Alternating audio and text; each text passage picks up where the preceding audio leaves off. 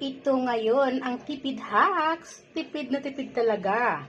Unang-una, tipid sa gas, tipid sa mga hugasin, at syempre, tipid din sa effort. Kasi naman guys, tinan mo, may kanin na, may ulam pa. Inilagay ko pala guys ang 3 itlog dito habang ako ay nagsasaing. Para naman isang lutuan lang. At syempre, tinatawag nga na tipid hacks ito. Dahil mabilis ang pagluto talaga ito guys. Kitang-kita nyo naman. Ayan. Hindi na ako magsasaing pa sa iba or sa ibang kapat para naman magluto ng itlog. Kundi dito lang diretso na. Ayan, di ba? Nakikita nyo guys. Ayan. 3 itlog. Ayan.